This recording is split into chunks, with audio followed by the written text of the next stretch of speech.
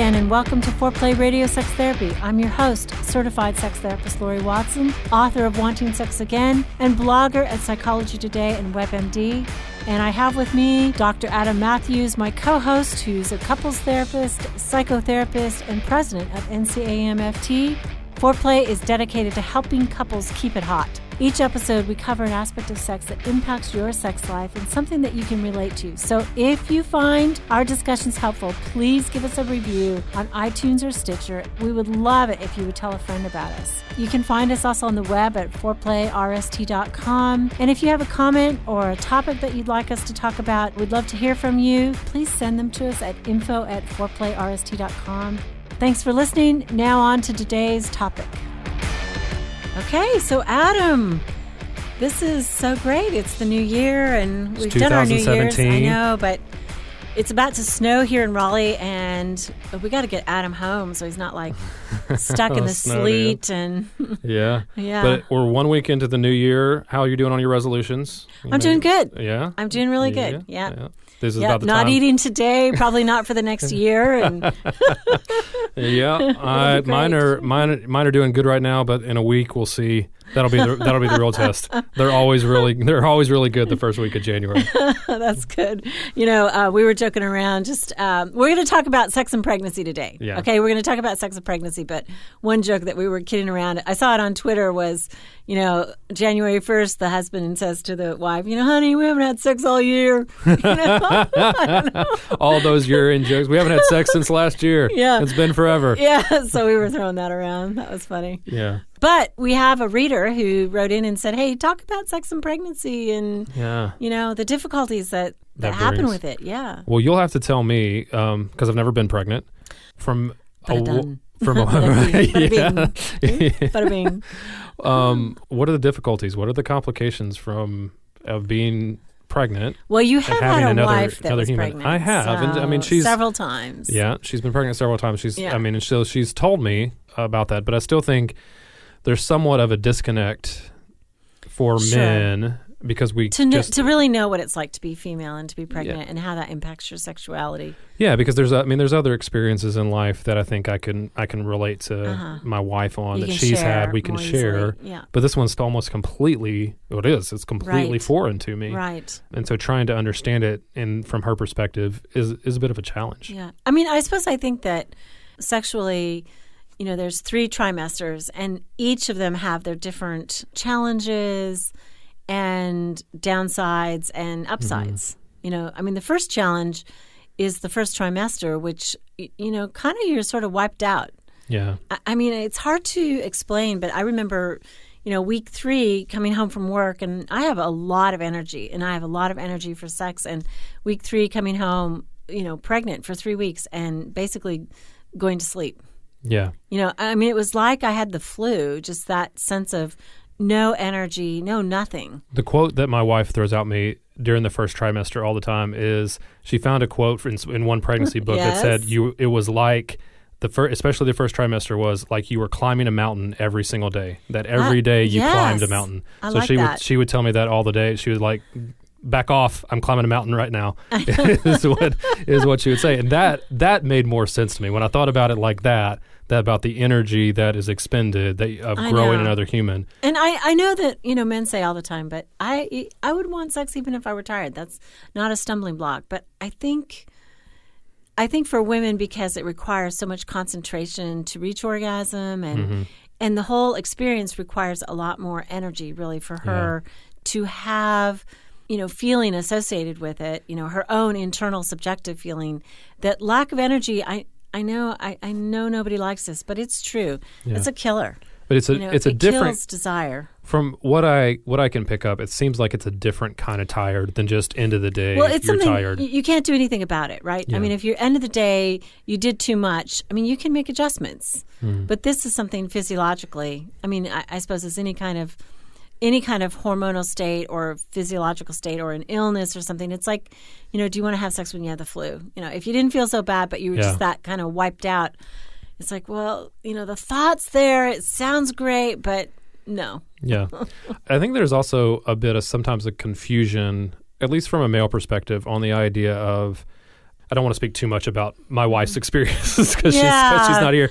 But I know that I'll defend you. That one of the things that I've heard is, because you mentioned it like being the flu, of it coming from, well, I'm not an invalid. Like, don't do all that for me because I can still, because I tried to do everything. Aww, you know, he's I know a great that's guy. right. I'm telling you, but.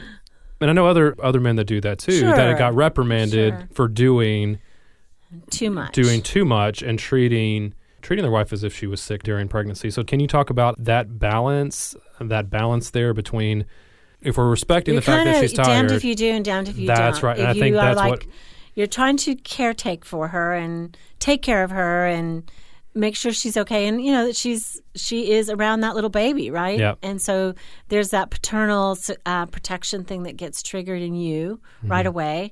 But then she's saying, you know, I'm capable. Yep. Don't infantilize me. Don't make me feel like I'm not capable. That's right. At least that's the message that I think men sometimes get when their wife or partner is going through pregnancy. You know, I cannot probably over describe the vulnerability that it feels like to have a human being grown inside you. I mean, I just can't explain that. And there is this sense of needing care, you know, needing to share this. But there's also this sense of, you know, I'm an independent woman and I want to do it myself.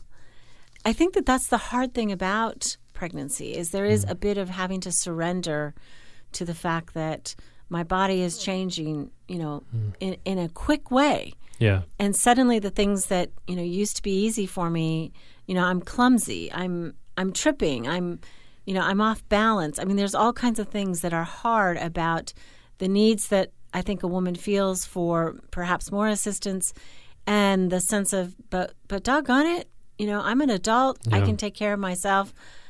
I don't know. It's anytime, right? Anytime we have an instant state change from being independent into a place where maybe we're not quite as able. I mean, it's like when we get sick, right? Some of us want to be, you know, taken care of and coddled, and others of us say, leave me alone, let me just get through it. You know, it just depends. Yeah. Right? Yeah. I don't know. I think she's probably warring with that inside. It's like, you know, I am capable. And then there are ways that when you're pregnant, your agility is reduced, you know, you ache, you don't get as much rest. I mean, there are things that are reduced. So you're talking about kind of maybe that internal conflict that a woman experiences when she's pregnant comes out in the relationship. And snaps at her husband. Yeah. I mean, I think there's that, but there's also just the knowing that conflict just kind of becomes a dominant part of the relationship that both of them are trying to figure out in that relationship. And I, especially first pregnancy, right? I mean, you're suddenly becoming a family. There is a third person even when you're pregnant. I mean, you know, it's just like it's growing and you have all these fantasies about it in terms of what will this do to our relationship. And I mean, I think one thing I hear for women too, in terms of sexually, how they feel about it is their body starts to change so quickly. Yeah. You know, their breasts grow, and in our culture that should be a great thing, but not necessarily. I mean, it depends. Some women don't like that, and it doesn't necessarily feel comfortable. So they may have breast development, but not comfortable to be touched because it hurts. Yeah. You know, so it's like this crazy sense, and their stomach grows, and I think in our culture, a woman's stomach growing, even though we know intellectually it's a baby, I think that, you know, our culture esteems and lauds the flat belly. Yeah. You know, so suddenly you have this and you're gaining weight, which is normal and natural. And I think there's a lot of fear in women about, am I going to gain weight? And, you know, there's stretch marks. I mean, there's all kinds of difficult physiological changes. So in terms of their sexual feelings of attractiveness, for a lot of women, there's fear and there's worry. Will I be as attractive? Will I be as attractive afterwards? Am I attractive right now? Yeah. Yeah. Yeah. And so the affirmation of that would seem to then be very important, that it's normal and natural for those changes to be occurring. But is that even possible from the outside? Is it possible for the man to affirm his female partner in that way? I would hope that, I mean, that helps, right? Certainly if she's struggling with it in the inside, saying it from the outside of how attractive he finds her would only help. I knew this friend, this guy, he was about 10 years older than I was, but I remember he loved pregnant women. He just thought they were so beautiful and so particularly sexy. I didn't know while I was pregnant or anything. He was just a friend. But it would have been helpful to hear that kind of like, just this guy. Pregnant women were it, not a fetish. He was a normal guy, but he just thought they were beautiful. He saw the beauty in it, in the whole thing. And his wife was pregnant, I think, 3 times, and she talked about how beautiful she felt because of his constant sort of admiration, and that can't hurt. Yeah, because I think for a lot of women, our desire is wrapped up in, do we feel desirable? So even though he may say, I still want to have sex with you, I find you just as desirable. If she doesn't feel that, it can really impact her. Yeah. And probably second trimester, I think, is when, you really start to show and your body starts to make all those changes. And do you feel like that? Well, like the common thing is that you have more energy in the second trimester. So does that change your sexual desire? The second trimester, yeah, it really does. I think that for a lot of women, the hormones that start to surge second trimester, they feel a lot more sexual. That's the good news, is they really, feel desire. And as long as she can, go with it and think her body is beautiful, and he thinks so as well, it can be the best time of their life. Because also she has kind of a heavier body, and her pelvis can actually be more responsive to orgasm, because of the blood flow and stuff. Same with when a woman gets close on her period, to starting her period. So have you found that there's a standard?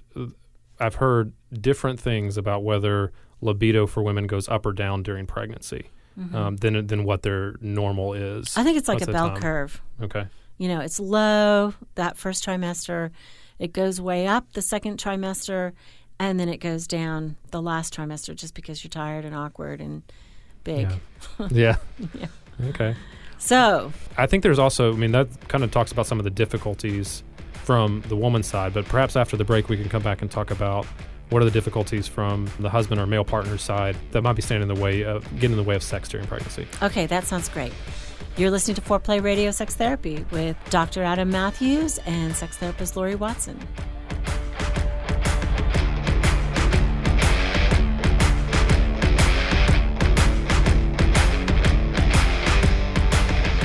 Wanting sex again. How to rediscover desire and heal a sexless marriage by certified sex therapist Laurie Watson.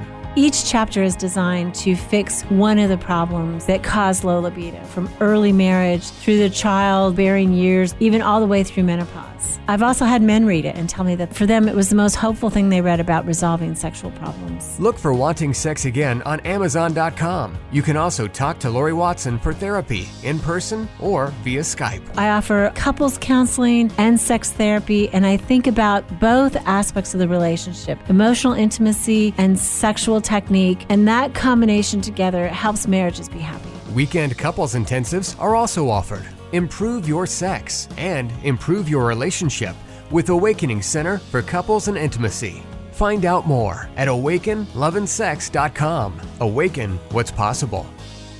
It is one of my great joys in life to be able to really help individuals and couples find strength in their relationships and really find hope again. Licensed marriage and family therapist, Dr. Adam Mathews from Mathews Counseling. I work with a wide variety of issues, including depression and anxiety, marital issues with adolescents. I believe that therapy should be designed around you, that it should be personalized to who you are and to your unique situation. Therapy is available in office, online, and by phone. I want therapy to be comfortable for everyone. At our office, you'll find that we sit around a fireplace in deep, comfortable chairs, look at the problem differently, and offer practical solutions for you to take home and utilize outside of the therapy room. Schedule today and rediscover hope. You can find me on the web at mathewscounseling.net, Mathews with 1 T. You can contact us through email or phone and find a lot of resources on our website, mathewscounseling.net.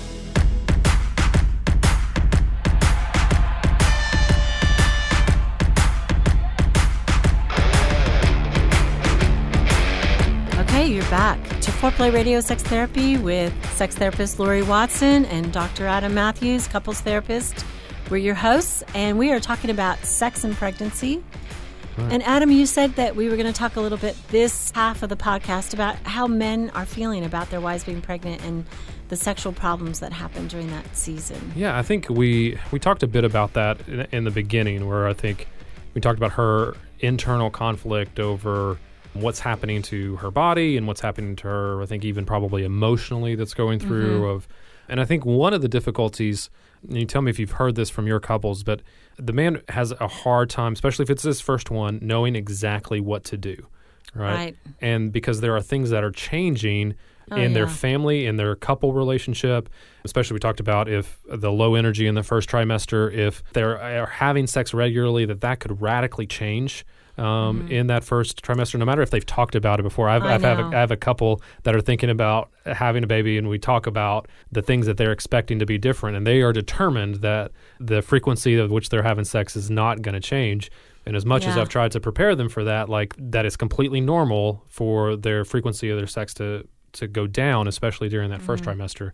They just have a hard time believing that. And so I think that's one of the difficulties for men is when that happens. Because I think as a male, you're not going through any kind of hormonal changes. Right. So your hormones are constant. Yeah. I mean, they're the same rate that they were before the pregnancy and after the pregnancy. And so desire is usually pretty steady. Right. So, I mean, what do you do when suddenly your partner is like, woo, up and down? Yeah. And I mean, it is really tough.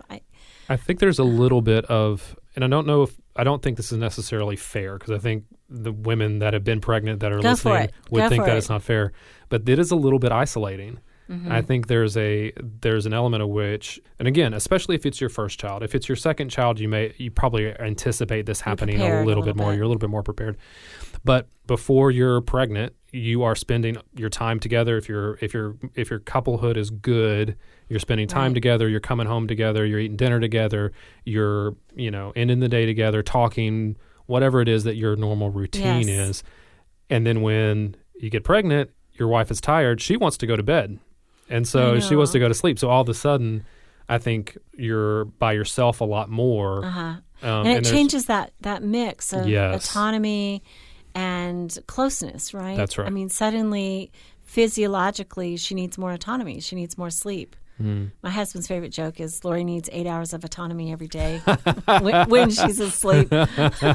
Just completely in your little sleep cocoon. Just other than that, I like connection. I like to hang out and be together or to be with people. But I think that's, especially if you are maybe the pursuing partner. That's right.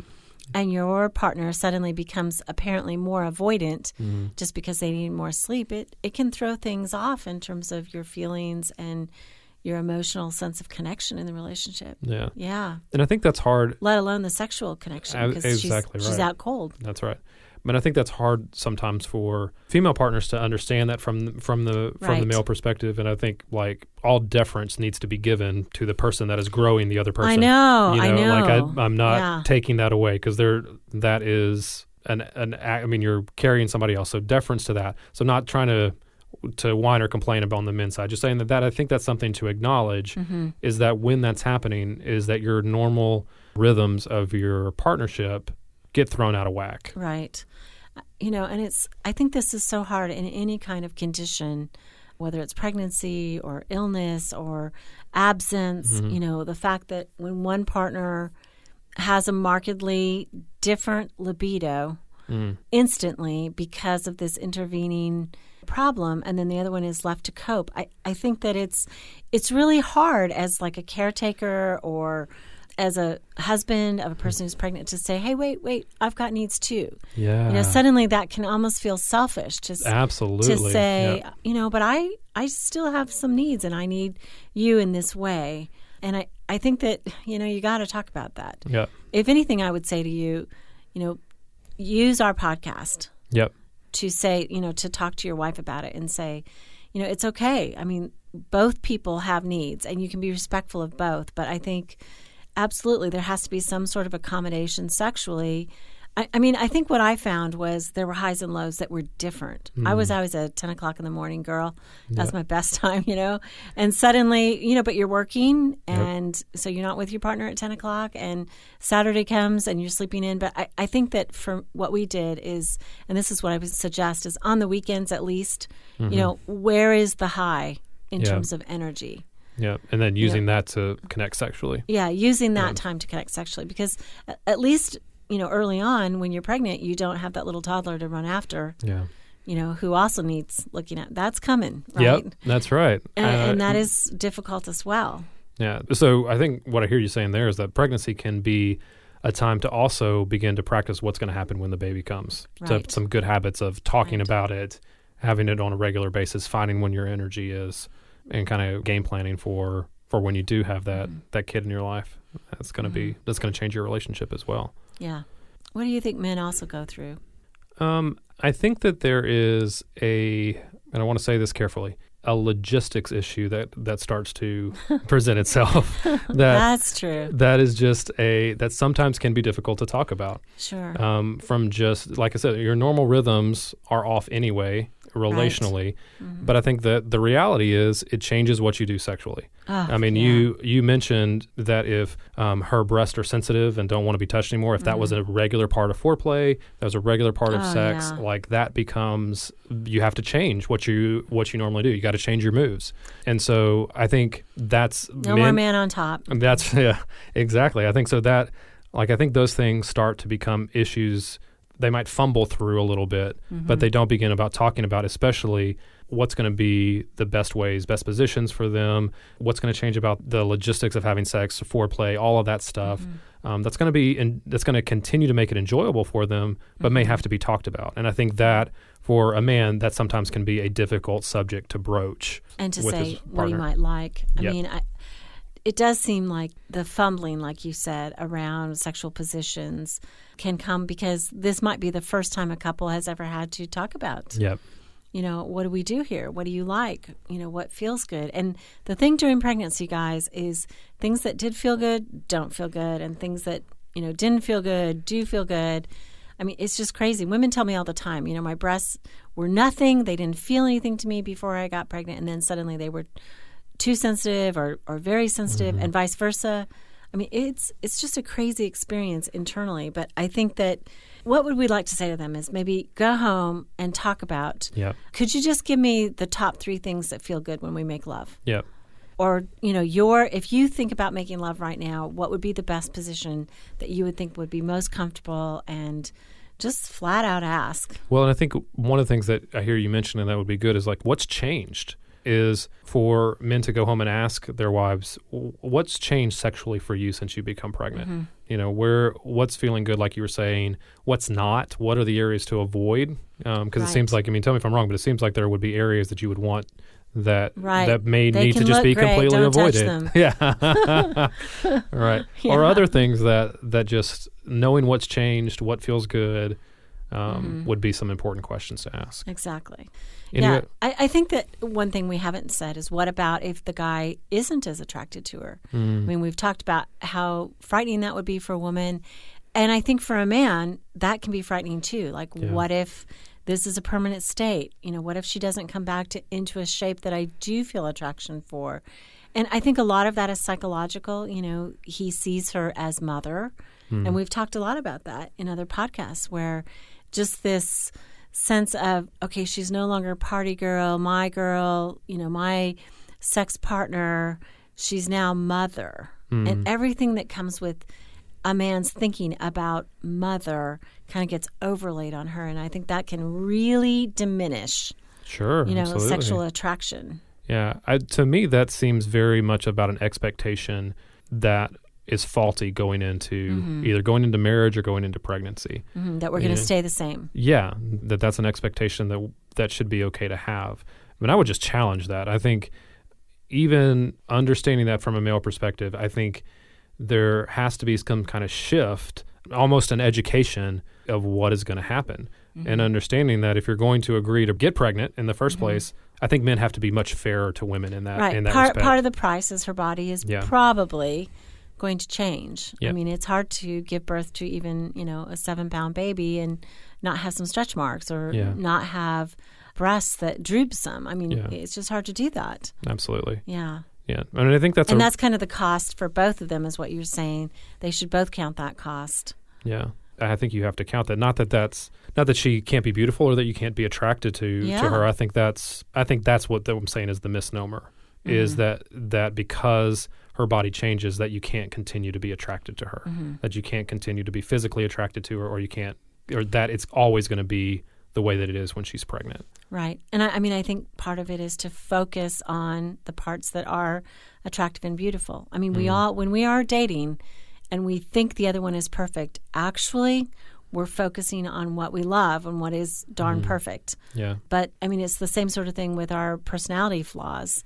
When we're dating, we screen out those things that we don't like. And I think it's, as we go through different developmental stages in our marriage and our bodies change and we age minimally, right? Yeah. We have to remember the youth. We have to focus on the things that are beautiful.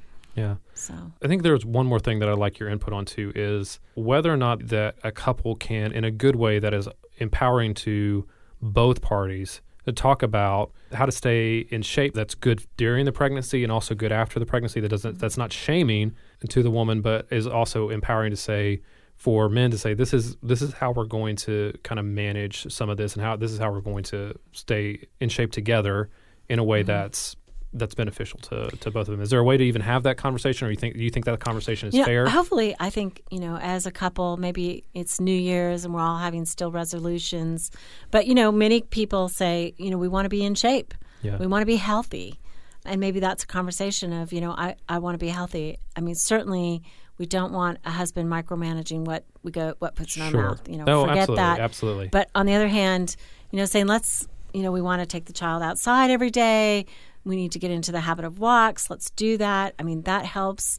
There's really good reason to lower carbohydrate when you're pregnant because your baby actually stays smaller, so it's an easier delivery.